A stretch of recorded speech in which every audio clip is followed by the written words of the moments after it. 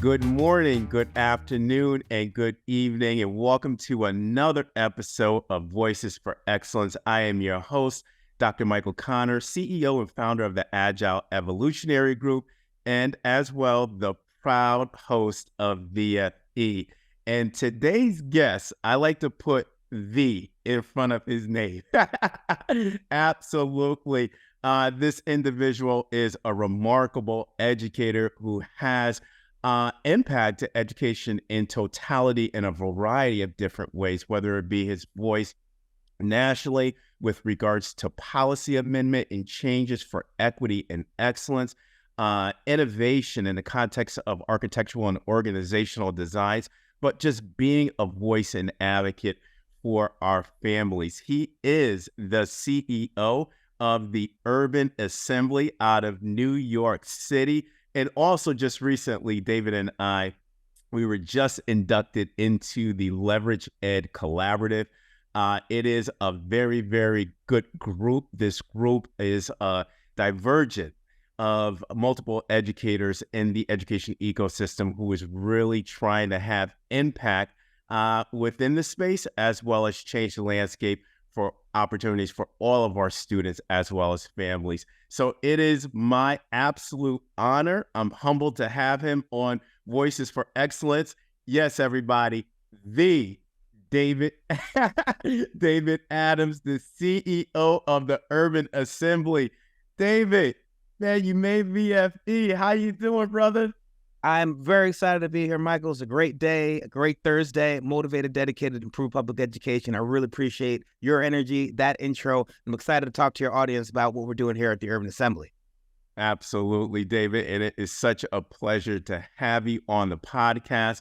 Obviously, my audience is going to be taking strategies as well as ideas back into their own professional practice. So again, this conversation, David, is just more on the lines of two individuals who are trying to make impact within the education ecosystem so that people will just be able to have an understanding of how we think and then also how you think to leverage this all together. So let's just jump right into it. And I'm like the present. Let's go, brother. We're going to have a good conversation. But listen, throughout the nation, you are just well respected within the ecosystem, specifically your work with the Urban Assembly, right? You are also respected nationally in the context of your commission work, underscoring equity and excellence. So when leaders and education stakeholders across the country meet the David Adams, what song comes to mind that describe you and your work for all? Well, Michael's a great question. First, I want to really appreciate all the folks that I've worked together with. Obviously, the work of the Urban Assembly is around economic and social mobility by improving public education. And we do that every single day by investing in things like social and emotional learning, post-secondary access, high-quality academics. And I've got a great group of principals who get out there and solve problems every single day. And so while I could be the David Adams, I would not be the David Adams without the folks behind me who are pushing me, making sure that the things that we talk about operationalize and turn into reality for kids in New York City and across the country. Now, when it comes to a song, I got two songs in my mind. On the one hand, when I'm feeling good, motivated, dedicated, you got DJ Khaled, right? Because all I do is win, no matter what. You ask my staff, you ask my folks, I'm a winner, I care about solving problems, pushing through, and making sure we get to the kind of education system that our young people deserve. So my win is the education system's wins. Our principals' wins are their teachers' wins. And our teachers' wins are students' wins. Those wins belong to our community. So when I say I'm going to win, I want our whole community to win. I want the education system to win. And you know I'm dedicated towards that. The second song, when I'm a little tired, I think about Just the Way You Are, right? You got to bring the person, as Billy Joel, the person that you are to success, right? You got to bring the person that you are to your job, to your partners, to your kids. And every day you can be a little bit better, a little bit more refined, and you're going to be a new version of Just the Way You Are. So when you're not winning, you're getting better. And when you're getting better, that's going to help you get back to winning. Absolutely, David. And what I love about your response, David, is the work of the Urban Assembly, right? And when we look at economic and social mobility, that to me is just a baseline a baseline civic and civil right for our family students, specifically in public education. I really love, the aspect of operationalizing best practices, but having your principals, giving them that structured autonomy to be able to solve problems. So when you have that as this great conglomerate, all you do is win, win, win by TJ, DJ Khaled, right? All I want, win, win. That's true. Wins at the UA, but underscoring it with just the way you are. There is that, symbiotic synergy that's going on in this great conglomerate. But I really want to expand on your work, David, at the Urban Assembly, right? CEO. Now, also, I want to take you back a little bit to your previous capacity in the UA when you were responsible for the expansion to support national equity and innovation initiatives as the Senior Director of Strategy. So Senior Director of Strategy and then now CEO. Now, for level setting purposes, right, for people around the world, internationally and domestically, that do not know anything about the Urban Assembly, can you just highlight and unwrap the mission and the vision of the UA, and then also how the work is closing access gaps in the AC stage of education, which is after COVID? I distinctively identified that in my book, right? And then also another layer to this question is the UA is doing some remarkable, innovative, creative things. I know this personally from the Collaborative and Leverage Ed, but for my audience, right, what are some of the future initiatives as well? So some great question there, Michael. Let's start at the very beginning. I like that AC right after COVID. There was recently published coming out with the State of the American Student. And this was published by CRPE, the Center for Reinventing Public Education. I contributed an essay to this talking about post-secondary readiness, social and emotional development. And I want to name something really important. This is coming out of the COVID era. I don't know that we are paying enough attention to the lasting impact of COVID on students' academic and social emotional outcomes. The paper is designed to really be a call to action. So folks recognize that what we are doing needs to shift. What we are thinking about needs to reframe around what is it going to look like for our students to be successful. So I want to sit with that. I want to recognize that. I want to name that AC period that you talked about as truly a AC situation in public education in the United States. Now let's talk about what the Urban Assembly is doing, what we've been doing, and what we're going to be doing in the future to continue to innovate and improve public education. The Urban Assembly is an educational nonprofit, and our mission is to advance the economic and social mobility of young people by improving public education. Now, we do that by looking at generalizable problem sets that come out of our 22 schools here in New York City that we designed. And we study those schools and say, okay, what are the challenges constraining students' post-secondary success? And then how do we solve for those challenges in ways that scale to places across the country? And the pillars of our solution sets tend to be focused on 4 areas. Number 1 is the social and emotional development of young people. We know social and emotional learning skills predict all sorts of important outcomes in our students' youth. We're talking about college, career, and community ready. You talked about civics. What kind of people are leaving our schools and entering society? And we want to make sure it's people who know how to solve interpersonal and intrapersonal problems effectively and be successful citizens, relationships, and people who are going to work. So social and emotional learning. Next, we talk about post-secondary readiness. The Urban Assembly hosts 7 CTE schools, which is career and technical education. We have 2 P-TECH schools in our network, newly minted, the Urban Assembly School for Emergency Management, the Urban Assembly New York Harbor School. We have been focused for 25 years on preparing our students for post-secondary success. That means when they leave our schools, they should be leaving with a credential or prepared to take on an additional credential that leads to a family-sustaining wage by age 26. And that's why we focus on CTE, career technical education. That's why we've brought on P-TECH schools. And that's why we have career pathways where students can earn credentials as soon as they leave high school or within the high school space so that they are on the path to post-secondary success. Lastly, we're going to talk about relevant academics, right? And we need to talk about, in this space, the kinds of academics that engage young people in the problem-solving skills that they need to be successful in the 21st century economy. We know AI is here. We know the world of work is changing. We are still focused on a knowledge information-based transmission in too many of our schools, and the Urban Assembly is focused on the kind of instruction and academics that has students solve problems, pull in information, transform that information into knowledge, and apply that knowledge to novel problem sets that they can use to be successful. And lastly, we talk about leadership and community. The Urban Assembly is a network of schools who learn in community. We share solutions. It is not proprietary. One of our schools is doing well. Everybody should have that solution so that our kids can benefit. And those are the things that we care about at the Urban Assembly, and that's how we get it done. Excellent, David. Excellent, David. One thing that I was, as you were going through the problem sets, problems of practices to be able to look at, and then solution sets to curtail some of those problems of practice, I kept on referencing back to the disruptive effect model, the conceptual model that I developed.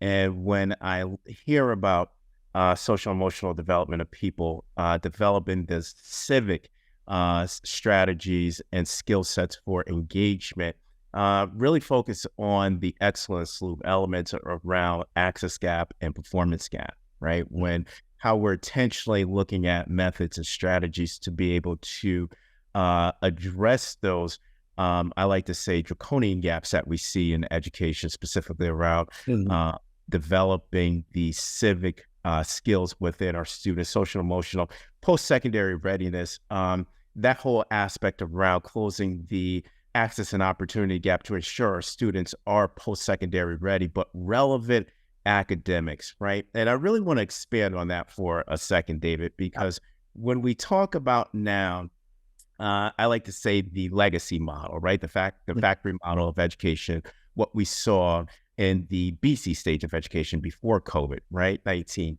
Now, when we look at the AC stage of education, and when we talk about relevant academics, specifically around Generation Z and Generation Alpha, you alluded to it with the incorporation of artificial intelligence and emergent technologies to be a part of that relevant academic experience. Can you expand on that focus, right? Because you talked about a knowledge-based world where now we have to be able to find this equilibrium between existing in a knowledge-based world, and we have these emergent technologies, algorithms, machine learning that are getting even more sophisticated by the second, not the minute, the second. Where do you see that equilibrium with regards to relevant academics for Generation Z and Generation Alpha? Well, let's take it back. Homo sapiens, right? The tool makers, right? There's this notion that Aristotle had a critique, or Plato, quoting Aristotle, had a critique of writing, that it would dull the mind and make it so that folks would rely on words rather than relying on the memories in order to be successful thinkers, right? And so throughout kind of human development, we have developed tools that have allowed us to expand upon and expand beyond the capacities of ourselves. The ability to write allows me to create information and create knowledge that I can pass to generations when I'm gone, right? Does that, in that context, does it make it so elders and the oral tradition has less prevalence in the culture? Perhaps, right? But the trade-off, in this case positively, is that the new generation has access to so much more information that they could not have if they were relying on simply an oral tradition, right? So the reason I'm taking this strain here is that every time we come up with a tool, a technology that allows information to be transferred across generations more efficiently, we uplift our future to be able to do things that our past was not able to do, right? When the information age came upon in terms of the internet, the information on the internet was the big kind of shift.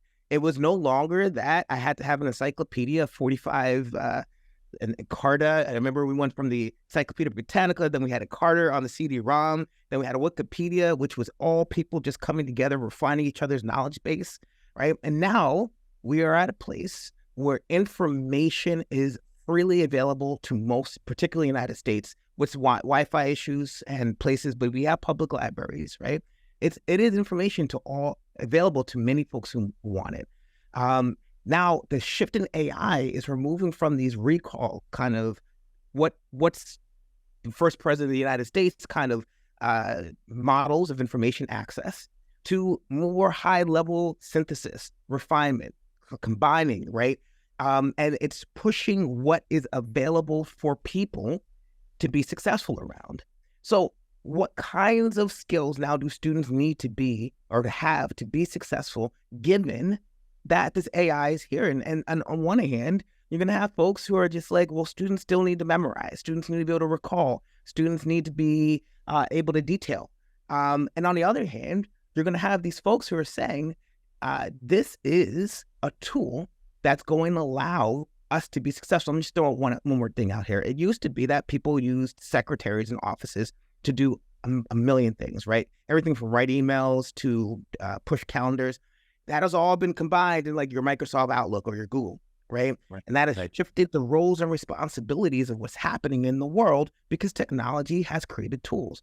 So, Michael, the point is that the new version of an educated person in 2050, right, is not going to be, I can quote Shakespeare to you. It's going to be, I can identify how Shakespeare relates to a problem set that I may not even know about, and then pull relevant information from different domains of knowledge, using artificial intelligence to help highlight synthesis that I may not understand, refine those solutions, and do that in a group to be successful.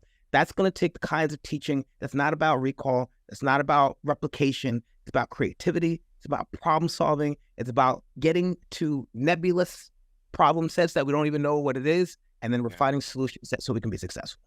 David, excellent. I really appreciate how you conceptualized it for my audience as well as contextualized it.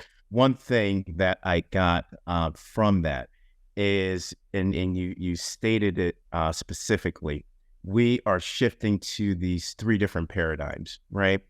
From the industrial age paradigm to now what you were saying, the information age paradigm, but also you were alluding to this new paradigm, which is I'm calling the digital age paradigm. It kind of correlates to college ready, career ready, now in this new age, digital ready, right? And finding where that synergy and reciprocity is between the triangulation of the industrial age paradigm, information age paradigm, digital age paradigm to college, career, and being digital ready. Loved how you interfaced, David, the higher levels of Bloom's taxonomy and how that can coexist with this evolution, right, of emerging technologies and AI into the education sector. But one thing I think you really highlighted, and I want to contextualize to my audience, please replay this because David said something that is going to be critically important: shifts of roles and responsibilities within this new paradigm that we're underpinning, right? And that's intentionality to my audience around the C word, culture, organizational culture, because when roles and responsibilities shift, again, goes back to what I stated before to my audience, you have to learn, to unlearn, to relearn, to be in alignment with this new paradigm. And David, going back to that, the fourth solution set, leadership and community, so critically important. But I really wanted you to expand on that relevant academic notion, because I think that's really, really important, critically important, because we're still seeing in some areas monolithic didactic instruction that continues to emulate the legacy model, and we're not preparing or adequately preparing Generation Z, Generation Alpha for this new demand of what I call Delta 2030. But David, you have been, man, I tell you, man, listen, brother, you are everywhere. I see you on this commission, you on that board, you're speaking at this place. Brother, come on, that's why I put the in front of the David Adams. But one thing I want to focus on, right, is you most recently served as a core member of the New Teacher Center Equity Commission, right? Absolutely. Yep.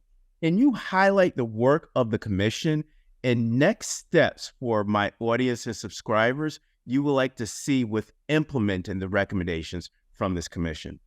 Yeah, so I want to give out shout out to CEO Tommy Chang. He's out there at the New Teacher Center, and I had an opportunity to contribute to their equity commission. And one of the key things that we worked to do was is to establish some of the key core purposes of public education. And one of the things I think is important here is often the paradigm shifts that we talk about in public education, to the standards-based movement in the 80s, No Child Left Behind, late 90s, to Obama's Race to the Top. All these shifts often reflect some of the tension points in what we were trying to accomplish in public education. We are trying to do three things, excuse me. One is we are trying to ensure that students have the ability to understand the world and themselves, right? That's the knowledge piece. We are working to ensure that students can be a part of a community.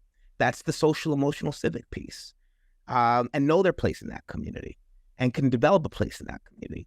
And we are working to ensure that students have the skills that they need to be productive members of society. This is when we talk about employability, right? These three things just sit in tension all the time, right? So you got your voc schools and people are like, yes, how many people are getting their skills for industry? And then people are like, okay, well, what's your Algebra 1 regions? How come not everybody's taking calculus, right? You have your current cultural wars that are happening in schools and different state boards across education. What should we teach our kids about themselves? What do we teach our kids about the country? These things are all schools. Yeah. Like people will be like, oh, I don't want politics in schools. Like Brown versus Board was politics in schools. The Plessy versus Ferguson in 1856, right? That was about railroads.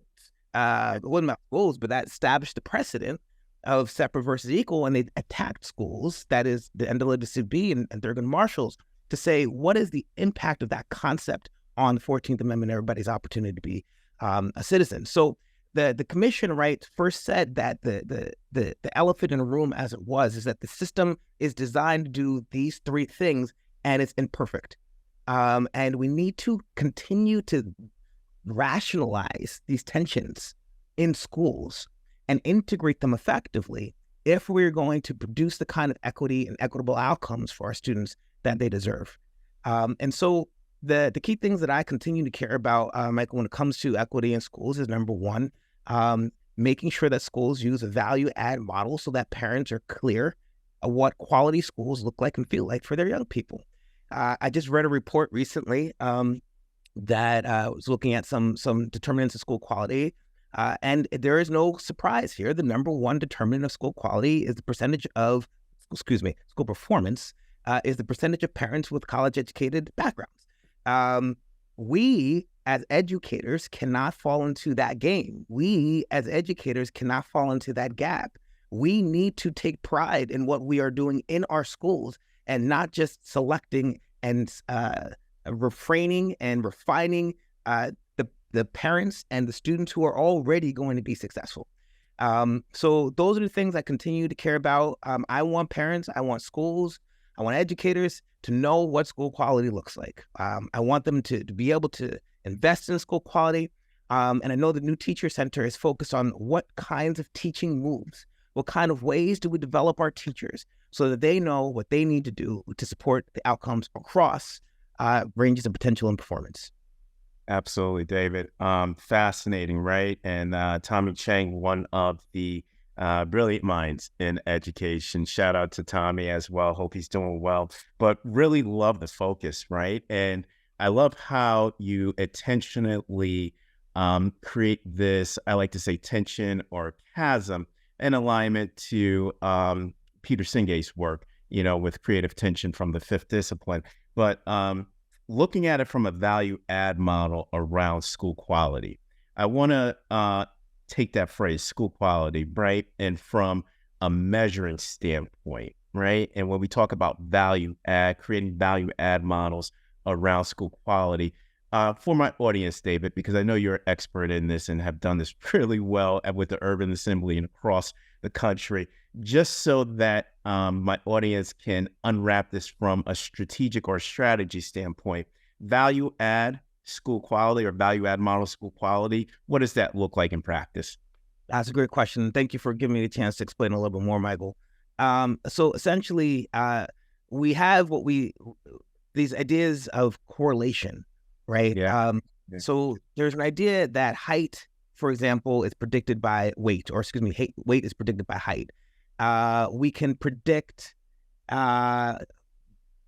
violent crime by the amount of people outside. We can predict grade point average in 5th grade by grade point average in 3rd grade, right? And essentially in schools, much more than people understand, we can predict performance of schools a lot by incoming demographics. I could give you could tell me nothing about the school, quality of teaching. You could tell me school climate. You could tell me nothing about a school, and I can look at incoming demographics and probably give you a good sense of what that school's graduation rate, what their achievement rate is, right? And so one of the things that happens is that schools start to play the game of like, well, let me get the most potentially successful students into my school district and into my schools, right? And what I'm arguing for here is when we talk about a value add, is what contribution has the school made above and beyond what we would already predict that student being able to do. So here's an example, Michael. Let's say you and I, we have the same demographics. We come from similarly educated backgrounds. We coded 2 different schools, all right? We would probably be predicted to do similar outcomes. Let's say you just knock it out the park. I can probably attribute that shift in your outcomes to the school itself, because you and I demographically look pretty similar, have similar backgrounds, all the things that we know already predict school outcomes. So at the end of the day, if we want schools to be great for all kids, at the end of the day, if we want students to succeed across the spectrum of potential and performance, at the end of the day, if we want to improve what we are doing in our education system, our metrics need to be sensitive to the kinds of things that matter. And I'll say one last thing about this, Michael, because this particularly hurts urban school districts. So you're coming around into high poverty areas with high risk spaces, and urban school districts are in constant kind of pressure to perform to standards that are important. We will push and push to make sure our students perform. And also, their teachers are working a lot harder a lot of times. They're doing a lot more work just to get students from 1st grade reading levels to 3rd grade reading levels because they came with no reading at all, right? And so if we're going to hold those places to account, and we need to be able to compare them effectively against other school districts who don't have the level of need, who don't have the level of challenge in terms of income proficiencies, so that we can say this is truly a high quality school. Maybe performance differs, and we need to get on that. But this is a high quality school. Teachers matter, the principals matter, the leadership mattered, and that's why their outcomes are outpacing any other school in that district or state. Thank you.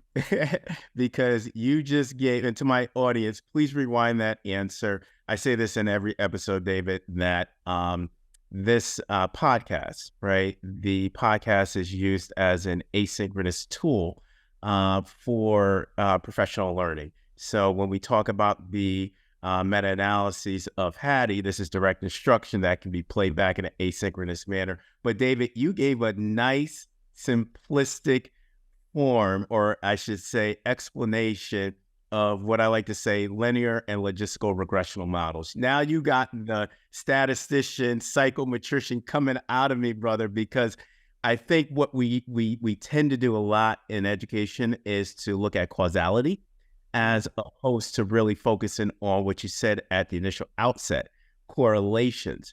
And if you think about it, right, the development of the model, and I was just thinking about the variety of different variables that go into that model where you're setting it for school quality from a value add standpoint, I couldn't have explained it even better. I would have probably been more technical because, you know, that's where the whole, oh yeah, David, he's talking about linear regressions, looking at these dependent variables and the independent variables and looking at where the coefficients land from a predictability or forecasting standpoint. But David, if I ever need somebody to explain what value add looks like, I'm going to be like, look, no. You're going to hear the technical background from me, but I'm going to have David come on. I'll call him up and say, hey, this is a simplistic form of how you really measure specific metrics or measure specific variables.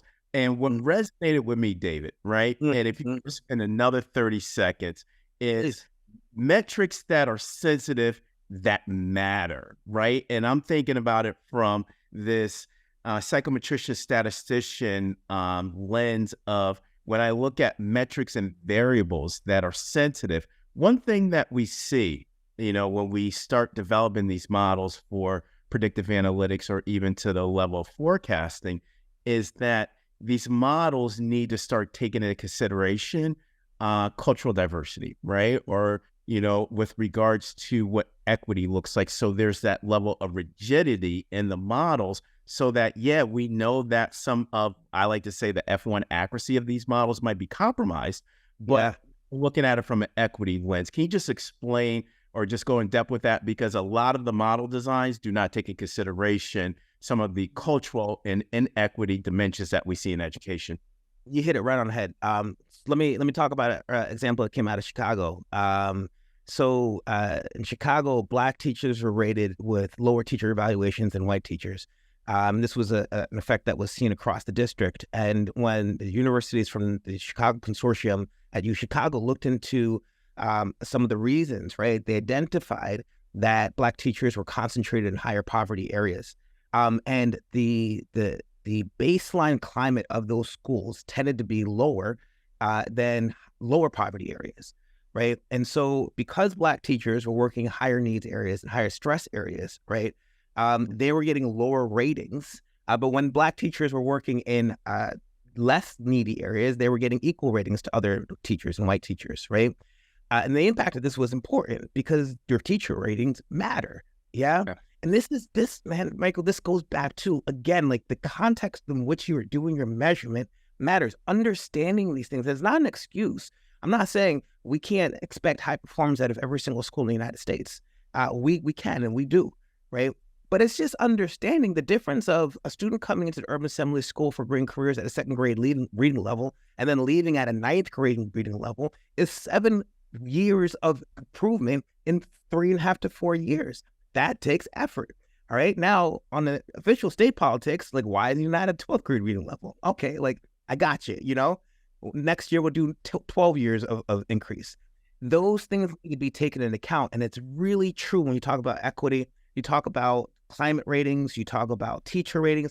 These things need to be sensitive to the context, not as an excuse, right? But as another variable to understand the differentiations between the ratings so that we can look at them and say, okay, I know what this score means. Absolutely, David. Amazingly contextualized, right? And it goes back to my second pillar within the disruptive effect model, and that's the anchors of innovation science, which is big data and analytics, and how we're using big data analytics, running those regressions, specifically around correlations to exactly some of those persistent education problems that we see, so that we use metrics and use data and outcomes of these models to really drive decision-making and inform decision-making so that that process is iterative within the prototype. Oh, man, I need more time with you, brother. I'll tell you that. But let's go in. Now I want to be able to unwrap your expertise around, I like to say, architectural designs and new and alternative models, right? You are considered one of the most strategic education architect in the country. UA is the prime example. If somebody says, talk about, no, just go to Urban Assembly, look at the schools that you designed, strategy as well. Brother, I am with you. Congratulations with that, right? But you have a great in-depth knowledge with governance structures and bureaucracies of public education, which I think hard won, Michael. Hard won knowledge. I almost don't want it. Like governance structures and bureaucracy, public education. You could have it, but here it is. It's sitting with me. Here it is, brother. Take it, right? But here's the thing. This is where we see the great disjunction, right? Is these historical governance structures and bureaucracies that exist in education. By design, they're tightly coupled. The level of innovation and creativity that's needed to be able to support Generation Alpha, Generation Z with their development into the 22nd century and Delta 2030, I like to contextualize, needs this hybrid of loosely structured or loosely coupled, tightly coupled in certain areas, right? But you understand that the disjunction, because some of the construct from the traditional governance structures and bureaucracies is inhibiting innovation. Now, in this new paradigm of education, from your perspective, how do we go beyond the median status quo for new school design, innovation for redesign, and creating design features rooted in excellence and equity? I know there's a lot in there, David, but please part and parcel in accordance to the different components of the question. Well, I think it's a really interesting question, right? And let me start again with like our first understanding of what we're trying to accomplish, right? We are trying to produce young people who know and can know about themselves in the world. So who have patterns of thought, who can recognize error in themselves and others, and reason and argument. We want to refine the mind to understand, right? That is the goal in that space, in the cognitive space, right? Next, we want to teach people about themselves and the context of how we want them to live, right? And how they see their place in the world. So this is where we see the civic development, the social emotional development, these kinds of pieces. And then lastly, we talked about before, we want people to have skills that allow them to learn. That post-secondary readiness piece, right, is I don't need to actually give you a job per se, but I need you to be able to take another credential after you leave. And so when we think about design, right, one of the things I'd say is we need to be okay with incorporating these three outcomes into a single institution. And that's what is so challenging. In the past, we have done it by saying, okay, one purpose of public education will be reflected in one track. You will go to the cognitive track. You will be focused on abstract reasoning and understanding. The other track is skill development. Then the last kind of mix in there has just almost completely fallen away, which is civic development and preparing young people to participate in community.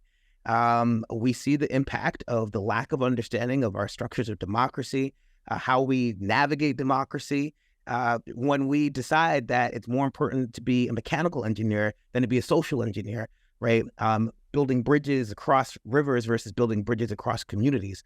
And when we do that, we have some of the outcomes that we see today. So, I mean, I would answer this question only to say that we need to understand what we're solving for, and then we need to solve for it. And it may be a new structure that I don't know, right? It may be a structure that has 100% of students doing internships, 100% of students creating social contracts every day. It may be that only 10% of students need to take AP Calculus, and the other set of students take algebra or statistics so they can understand things about the world, right? I don't know exactly what the answer is, but I do know what we need to solve for. And I do know that they're out there right now, people who are developing solutions for that work. Absolutely. And that's the great thing about innovation, right? And innovation by design is that we don't know where it's going to take us because we need to have, and I just want to quote you, a deep understanding of what we're trying to solve for. And I know that there's this level of plurality and duplicity with the problems that we're trying to solve in education. So it takes a myriad of different micro innovations and incremental changes to be able to address that whole abstract of the education problem, which I think is innovation, excellence, and equity. Well stated, David. Now, if you were granted one wish, okay, only one, you got to be a rule follower, tightly coupled here. I'm with it. If you were granted one wish to change any relevant dimension in education, what would be transformed to accelerate what you have just stated, cognitive development, skill development, and the missing entity of civic development in the AC stage of education? That's an easy one, Michael. I would change the way that students are assessed at the end of the year. I would focus on formative assessment that allows students to learn and relearn key concepts that they need to be successful in. I'm not happy if a student can't learn how to resolve conflict. I don't want to hear that they graduated 9th grade, 10th grade, they've gone into the world and cannot resolve conflict, right? It's not a yes/no question. That student will have to go into the world. I don't want to hear that a student can't master simple equations. Solve for X. Like, they need to identify how to solve problems and how to isolate those problems and move that mathematical reasoning into the world. And so I am not happy with this notion of yes, no, you got it, you don't. I'm not happy with the role that testing plays in pushing folks to the type of instruction that is organized around recall and fluency rather than the kind of instruction that we do in the real world. And I'll say one last thing about this, Michael, briefly. Typically speaking, in the real world, if you put in something that's crazy, you're going to get feedback on it. You're going to have a chance to revise it, and then you're going to resubmit. And if you resubmit poorly, then you'll have a different conversation. And so we need our education system to recognize that we want our kids to learn. It's not about sorting, right? Every young person needs to graduate ready to contribute to society. So this sense that we are just sitting around figuring out the top, middle, the bottom, outdated. Public education is public education. Public good is a common good because it supports the entire society when we're successful. Absolutely. David, really love that you focused on assessment, right? And to my audience, and I really want to underscore David's response. When we look at summative assessments, right? Summative assessments only measure 50% of the brain.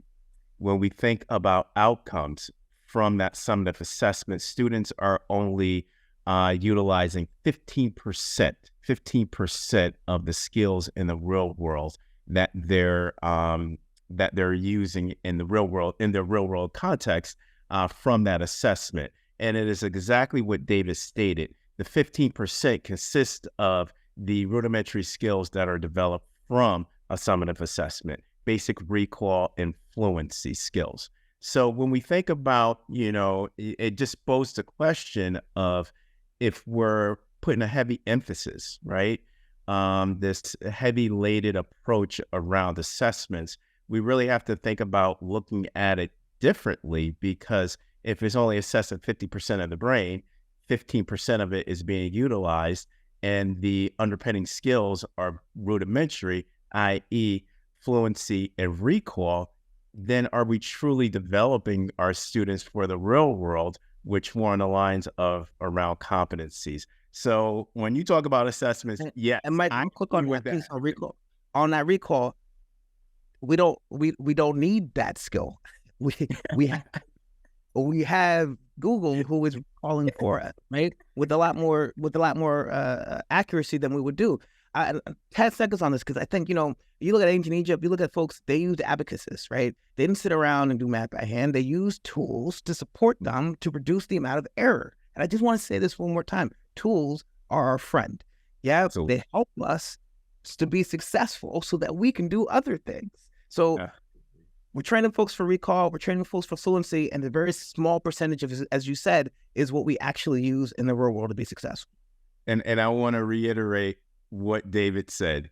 Tools are our friend, right? Tools are our friend, because when we expand on that, and as we move through this continuous pathology of the AC stage of education, one of the major tools that is going to be very helpful to us as stakeholders, leaders, even within the broader education ecosystem, AI tools and new emergent technological tools that are being developed right now. AGI, everybody, generative intelligence, when we talk about that, yes, that's going to be a major tool that's going to be able to leverage equity and excellence within the field. So, David, last question, my brother. Last question. All right. Yeah. So everybody takes this question and they pretty much do what they want. There's not a lot of rule followers. Sometimes they're rule followers. People who you think are going to be rule followers, they're not. People who you think are not, they actually stay to it. So as I tell every guest on VFV, David, take it as it is. Okay. So, but what 3 words, only 3 words, again, this, the rules get broken down, right? But what 3 words do you want today's audience to leave our podcast with regarding leadership that is grounded and moving an ecosystem focused on preparing all for this uncertain future demand? What 3 words should all leaders keep in mind as they lead their respective organizations, districts, or schools to elevate all in the AC stage of education? All right. So the 3 words that people should keep in mind, people not tests. People, not tests. Mm-hmm. That's what I want folks to walk away with. Our goal is to develop people who are ready to contribute to our society. This investment is worth it. Investment in public education is worth it. Our communities, our societies, our relationships, we benefit when educators are successful. So it's worth the effort, it's worth the energy, and people, not tests, are the outcomes of what we're trying to do here.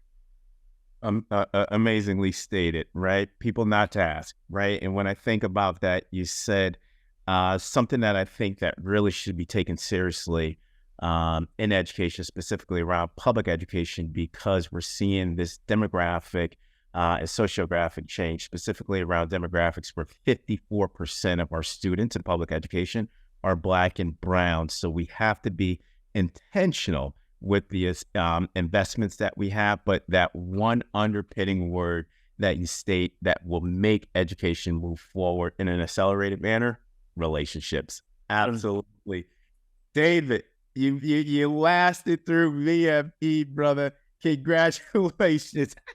It's been a pleasure, man. This isn't lasting. This has been the best thing I've done all week. So I really appreciate your thinking. I appreciate the questions. I appreciate the conversation we've had.